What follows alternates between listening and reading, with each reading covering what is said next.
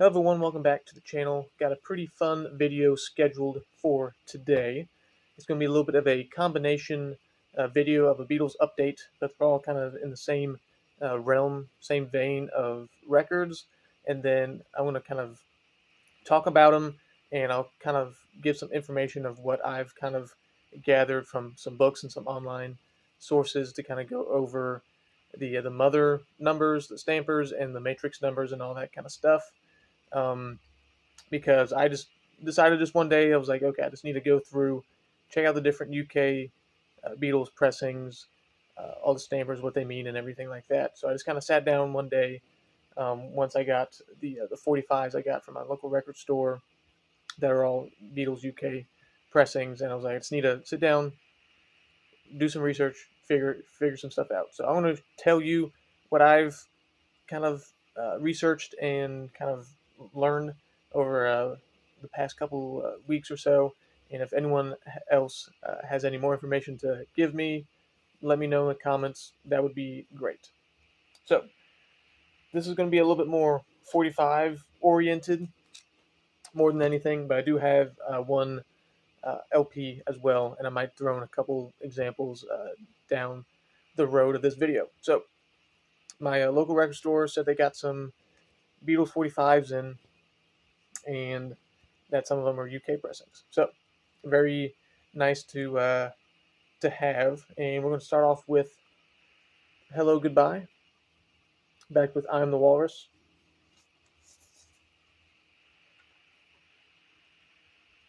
And this one also has a couple different pressings. I think there's like a solid center as well that was like contracted from France. But this is the I got my little cheat sheet of notes on my all UK records now, since I kind of figured out all the matrix and stuff. That's kind of cool. And this is actually a Decca pressing compared to an EMI pressing. It has a little bit a wider gap, and I'll kind of show you because they had another one, and this is an EMI pressing. So the gap in the center hole is going to be a little bit tighter. I know it's kind of tough to compare, but you can kind of see the difference there.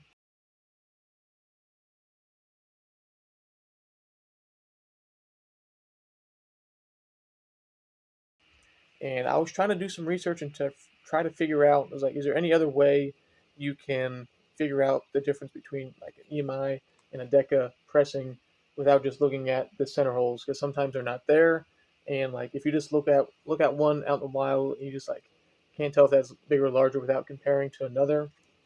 And when I was putting these in, I was going through Discogs, and one of the descriptions was saying that the Decca uh, contract pressing or any other company that was contracted, I guess, by EMI, I would not have the EMI stampers on the actual 45.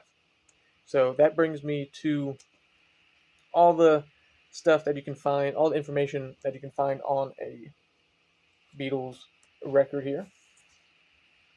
So typically, let's see, you have the actual matrix numbers kind of at the 6 o'clock there. That's like kind of just the actual pressing of the record and kind of how companies organize their record catalog and all that kind of stuff.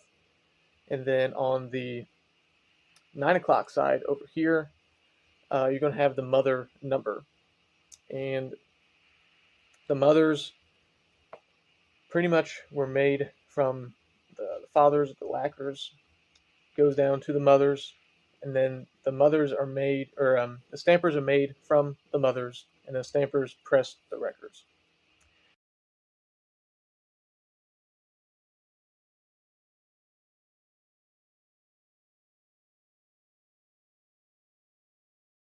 So from the mother over here, this one is a 3, so it's the third mother. And then on the 3 o'clock side, you're going to have the stampers. And typically, well, for the UK Beatle stuff, it is going to be letters corresponding to numbers afterwards. So the letters are going to be gramophone limited. So this is kind of my little cheat sheet right there. And each letter corresponds with a number. So if you have a one mother number G stamper, that's the first mother from the first stamper. So why do people kind of care about this? Is because theoretically, the earlier the mother, the earlier the stamper, the better quality, sound quality, because it's not used as much. So people definitely check those. I have not really been good as a checking that kind of stuff, as I've been kind of looking through these now instead of years down the road. So you can also have multiple letters on the stamper code, so it can be like a GL, and that would be the 19th stamper. And even some of the 45s, I think I got 3 letters on them as well. And then also you can also have 2 numbers on the mother as well, but typically they don't go up to double digits according to my book. It's just kind of like another subset from the mother or something along those lines.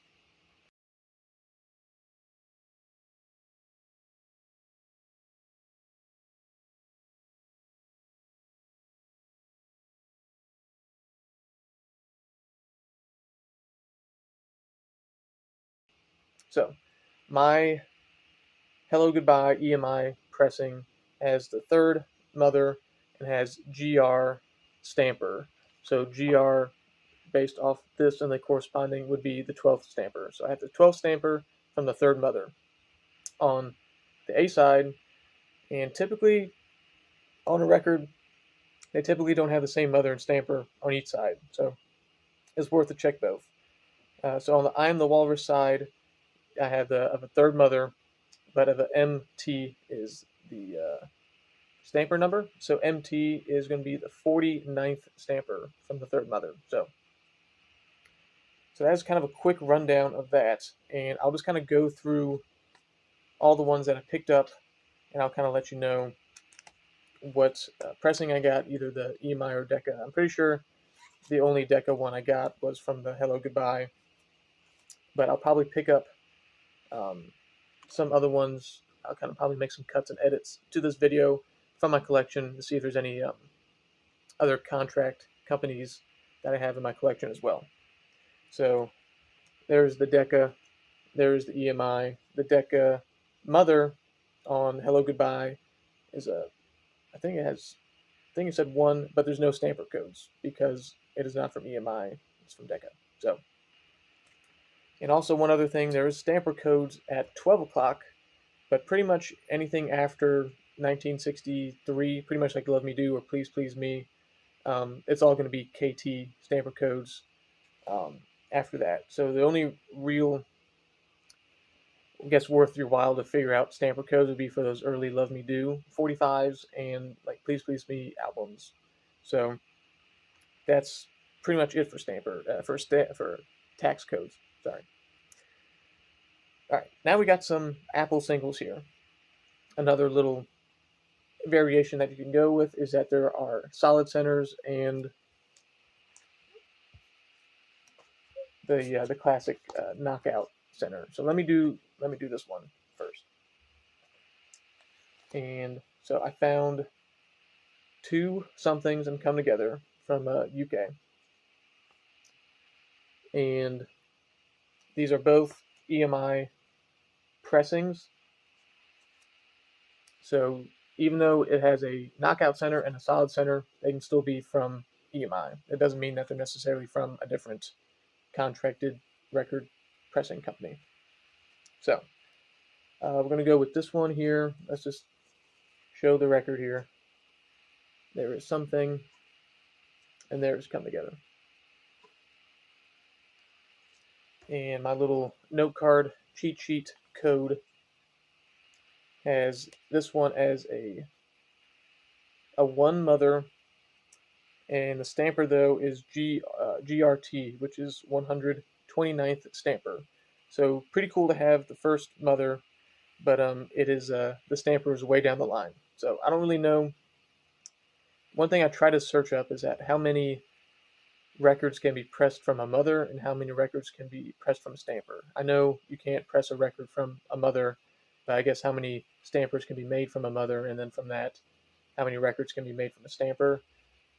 From what I've kind of searched online, there was not really like a definite answer because I'm sure all those can be damaged in some sort of way. But a kind of a quick overview that I found online is that each stamper can roughly press 1,000 to 2,000 records before it wears out. Not too sure on that one. And typically, a mother can create 5 to 10 stampers. I'm not too sure on that one. So then that kind of gives you like a 5 to 20,000 range per mother. Not too sure about that one. If someone can help me out on the info on that, that would be great.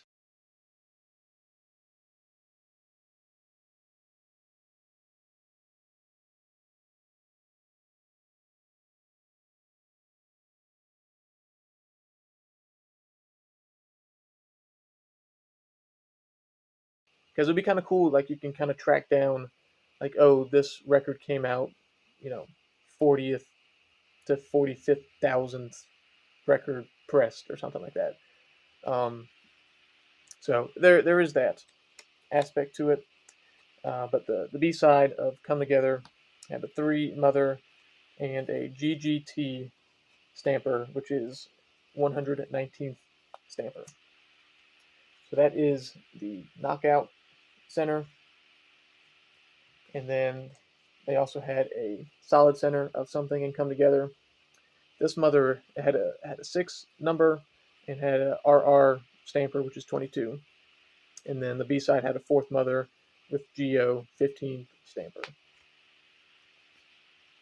And then the last Apple 45 I found was a solid center of Get Back and Don't Let Me Down.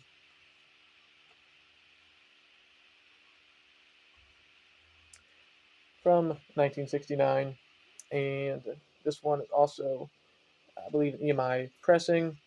3rd mother, GG stamper or 11th stamper.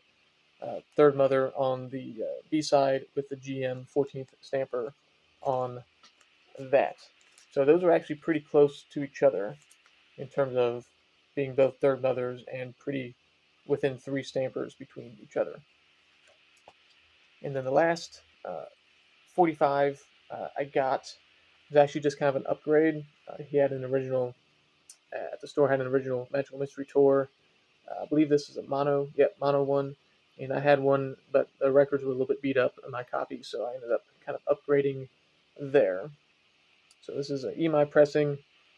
Pretty much all, well, the first record had 3 mother on both sides, but the second record was kind of interesting. It had a 1 mother on the A side, but a 9th mother on the B side. So that was kind of quite the discrepancy there.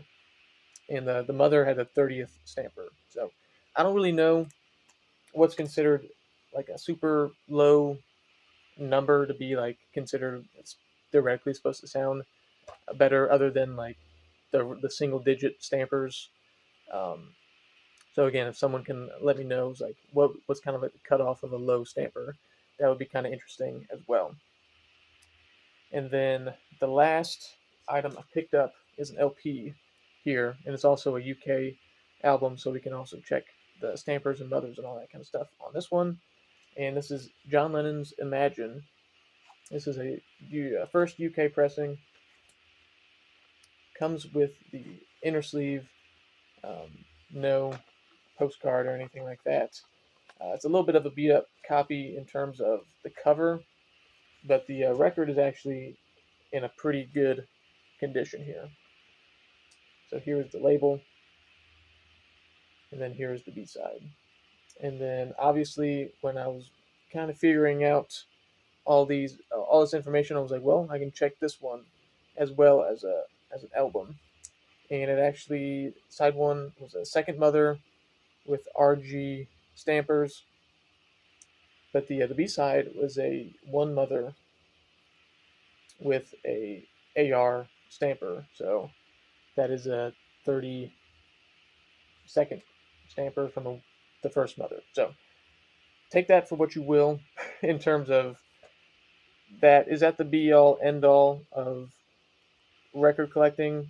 For me, not really. I also look for first, second pressings, before I checked all the mothers and stuff like that. So like I'm more worried about the labels and the matrix number to see what pressing it actually is.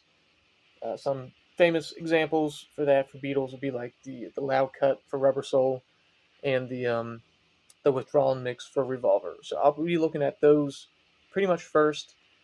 Not to say if I had a duplicate 45 or album of a Beatles record, let's say like they're the same condition, same pressing, whatever, and one mother was a first mother with a low stamper compared to the one that I have, I would probably upgrade it from that sense. But for me, it's just kind of like a cool novelty thing to kind of look for. It was like, oh, that's a low mother, low stamper. I was like, dang, that's way down the line in production or something like that. So that's pretty much how I view those. Is just kind of a fun thing to look at. Just kind of like an extra tidbit you can do for your collection. So I pretty much went through all of my UK records and did that. So I'm going to pull out a couple different examples now of some 45s that I have that are from different record companies because I believe there is a few. I got my Bruce Spicer book here. I'll probably throw in some pictures to kind of show you the different type of contract records for 45s. I haven't really gotten to the albums yet. Like I know there's a Decca album contract that has the outer ring on the label a little bit wider compared to the smaller one. So let me go find some the records. I'll probably make a cut here, and then I'll be back with a little bit more information on those. Alrighty, so I don't really have too many variations to show in person, but again, I'm going to add some pictures from the Beatles for Sale book while I'm talking through the video. So again, as I talked about beforehand, the difference between the Decca and EMI singles is the large gap in the center knockout hole, which I showed with the Hello Goodbye single. And one also thing to note, how you can tell some differences between these, is going to be the actual profile of the record itself. So the way they have it in the book is like if you hold up a record like this, some records are going to have a flat edge, a rounded edge, or like a knife edge. And I'll kind of explain that here in a little bit, but just have that in the back of your mind as I'm talking through these. So talk about Decca, wider gap in the center, and they won't have any of the EMI stampers in the runout groove.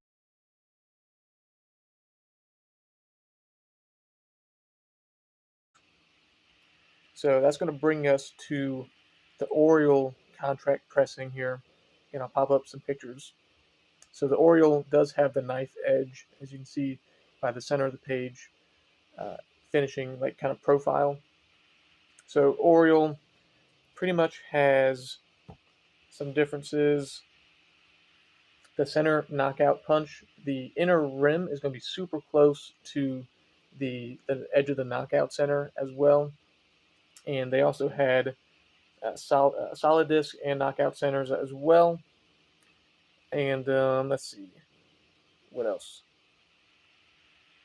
And also one thing is that these Oriole pressings are going to have like a matted quality to them as well. So you can kind of distinguish between them from the smooth label from EMI and Decca compared to kind of the more textured finish from Oriole. So that's how you can differentiate between those two. And then speaking of Oriole, CBS Records bought Oriole out, I believe in like 1965 ish, and this one should be relatively easy to pick out because there's only one Beatles single that was pressed on CBS Records. Again, it's going to have that knife edge because I'm guessing they bought it out from Oriole. But Hey Jude and Revolution is the only Beatles record pressed by CBS. And it both was manufactured by a solid center and push-out center, and it has the same characteristics of Oriole discs, including the knife edge and the rough textured labels. And they also have a visible pressing rim near the outer perimeter. So that is CBS Records. And then another Hey Jude 45 variation comes from Philips. And this one's really easy, and I have one. And it is going to have the three-prong knockout center instead of the usual four. So let's just see if I can. Let's see, I got my little note card here. So this is a fifth mother, does not have any stamper. Revolution is the sixth mother, again, no stamper, because it is a Philips pressing, not an EMI pressing. So there's Philips, pretty easy on that one, thankfully. It also will have a flat edge profile like EMI and Decca. And then kind of the last one, at least according to this book, I'm sure there might be some other ones out there that I'm not too aware of, and that would be Pi, PYE, and Pi also another Hey Jude 45 variation. And let's see, they also have center and knockout, and they have a pretty like noticeable kind of trench, kind of where the knockout center would be around the ring of the kind of the center label. And Pi pressed copies of the Beatles' Million Sellers EP, and I didn't really mention anything about EPs earlier in the video, but you can do the same thing for original UK 45 EPs as well. And then they also did Hey Jude.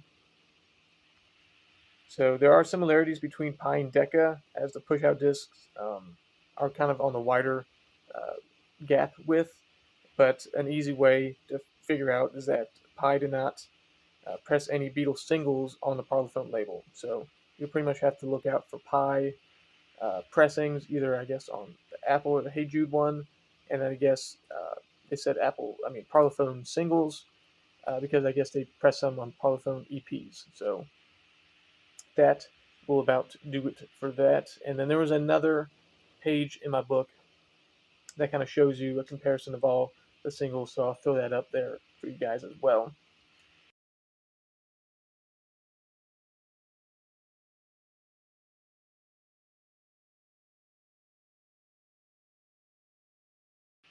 And I hope that kind of helps you guys out and figure out some different pressings. And again, if I got some things wrong or there's some more information that could be added to this, please let me know in the comments. And if there's anyone posted there, be sure to read them if there's some really good information there. So what I'm going to do, we're going to do a little quiz. So I hope you had your pencil and notebook paper out. And I'm just going to pick a random record here, and we're going to see what you can do. So I'm going to pick out this one right here. We can work it out. Day Tripper. So here is the label. If you saw this at a record store, you just can't quite tell if the gap in between the knockout center is an EMI or a Decca pressing. What are you going to do? You're going to take a look at the stamper numbers, right? So look at the matrix number. You like the pressing, whatever. Take a look at the mother number. Oh, you got one. Cool. Early mother number. Tax code is KT at 12 o'clock. Take a look at the stamper and you see HH. So the quiz question is, what does HH stand for? And what is the number for HH? I'll give you a couple seconds to decide. I hope you had your little cheat sheet. All right. So if you had your little stamper, cheat sheet, gramophone limited, as you can see, HH is the corresponding letter for 7. So that'll be the first mother with the 77th stamper. So hope you guys passed that question there. And just for fun, I believe the B side is either the third mother on the back side as well. That one is a little bit more off. They kind of make it a little bit tough to see every once in a while if the record's not in a great shape or it's not like pressed or stamped on the record too well. But there's a little quiz question there. And again, I hope you kind of enjoyed this kind of informational video. I tried my best to try to figure out some stuff and try to show you as much in person instead of all the pictures. But maybe I can do something like this for the albums that I have. I got a really cool record coming in. Super pumped about coming in the mail. So it's coming from England, as you can probably imagine, as I'm talking about UK stuff. So I'm waiting for it to come in the mail to show you guys. Been wanting to make this video for quite a while, for that record to come in, and maybe I can show some other UK pressings and different contracted records with Mother and Stampers and Matrix numbers. So hope you enjoy that. Again, let me know any more information. I'm love to hear in the comments, and especially about how many records were pressed per stamper. Again, I think they probably can get damaged, so just a rough estimate would be pretty cool, just to kind of see like, oh, this is the third Mother, whatever, 70th stamper, so that means it's like the 100,000th record pressed for this release or something like that. So I just think it's kind of neat and a cool tidbit to kind of have some knowledge with into your collection. So I'll stop talking. I feel like I've been kind of rambling on here for a little bit. Hope you enjoyed it. Stay tuned for that next video. It's gonna be a good one.